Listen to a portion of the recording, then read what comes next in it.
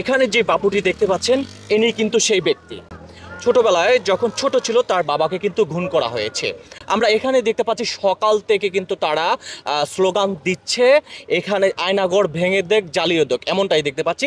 আর এখানে যার হাতে আপনারা ব্যানারটি দেখতে পাচ্ছেন তার কিন্তু চাচা হয়। আসলে পুরো ঘটনাটা কি বা হিস্টোরিটা কি আমরা এটা একটু জানাইতে চাই আপনাদেরকে। আমি একটু জানতে চাই যে এই যে পোস্টারে যিনি তিনি কি হয় আপনার? আমার ছোট চাচা, আমার বাবার ছোট ভাই মোহাম্মদ বেলাল হোসেন। আমি শিপ্রা। উনি লক্ষ্মীপুরে রতনখিল গ্রাম, আমাদের হোম টাউন। ওখান থেকে 2013 সালের 15 ডিসেম্বর রাত 10টার সময় তাকে র্যাব 11 এসে ধরে নিয়ে যায়।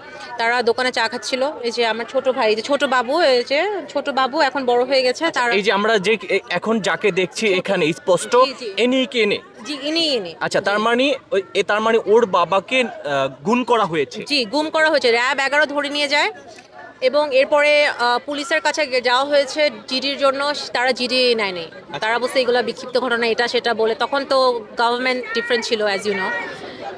আর যেহেতু ওনার বন্ধুরা বিএনপির সাথে যুক্ত ছিল, বিএনপির মানুষজনের সাথে চলাচল ছিল, উনি নিজে ব্যবসায়ী ছিল, তো এই জন্য হয়তো ওনাকে ধরে নিয়ে গেছে। কেন ধরে নিয়ে গেছে এটা তো আমরা জানি না, আমাদেরকে তো কোনো স্টেটমেন্ট দেওয়া হয়নি, তাই না? তাদেরকে জাস্ট ধরে নিয়ে যাওয়া হয়েছে।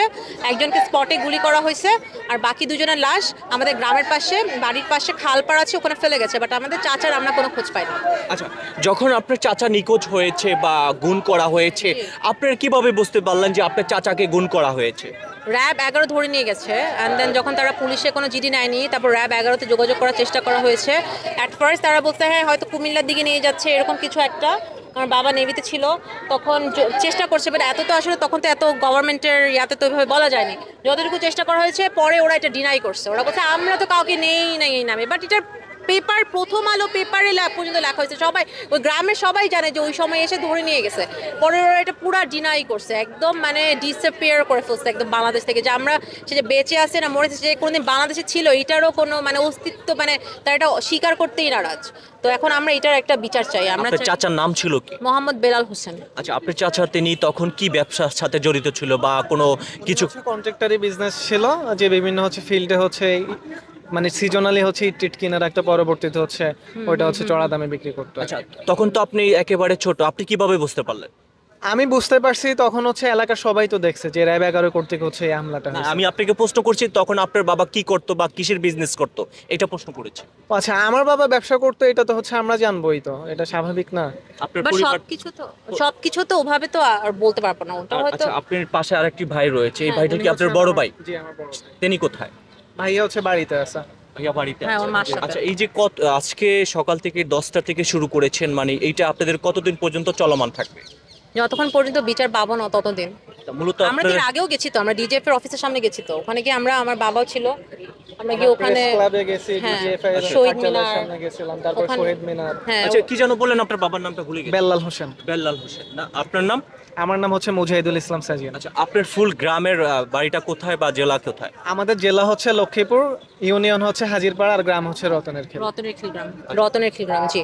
তো আমাদের এটা একটা তদন্ত কমিটি গঠন করা হোক। আমাদের new government, I know they are fair and right, and তারা একটা তদন্ত কমিটি গঠন করুক এবং তদন্ত কমিটি গঠন করে আমাদেরকে একটা ট্রান্সপারেন্সি দিক, যে স্টেপ বাই স্টেপ। তখন যেহেতু আমরা বলছি যে র্যাব 11, তারা এটা ধরে, তাদের তো কনফিডেন্সিয়াল ফাইলস অ্যাক্সেস আছে, তো তারা সেটা স্টেপ বাই স্টেপ আমাদেরকে সব কিছু জানাক এবং এটা একটা বিচার হোক। সে যদি বেঁচে থাকে তাকে কেন এতদিন গুম করা হলো, এতদিন হয়ে গেছে 11 বছর, তার মানসিক অবস্থা কি আমরা তো জানি না।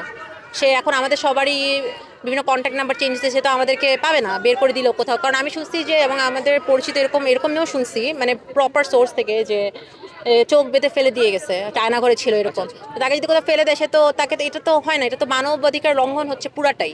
তো আমরা চাই যেন আমরা তাকে খুঁজে বের করতে পারি যদি বেঁচে থাকে, এবং কেন তাকে গুম করা হয়েছে এটার একটা বিচার করুক। মানে আপনারা আশ্বাস যে হয়তো বা ওনার বাবা, আপনার চাচা বেঁচে আছে? এটা তো অবশ্যই আশা করব, কেন আশা করবো না? বেঁচে থাকলে অবশ্যই তাই সে বাসায় ফিরে আসুক আমাদের কাছে।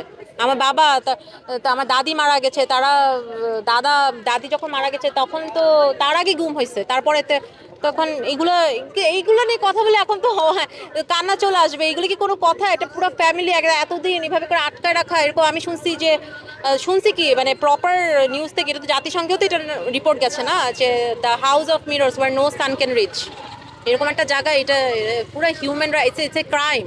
সো আমরা এটার বিচার চাই, একটা তদন্ত কমিটি করুক, আমাদেরকে জানাক কারা করছে, তাদেরকে আইনের আওতায় আনুক। যদি মেরে ফেলা হয় এটা তো খুন, তাই না? সবাই শেয়ার করে দিবেন ভিডিওটা।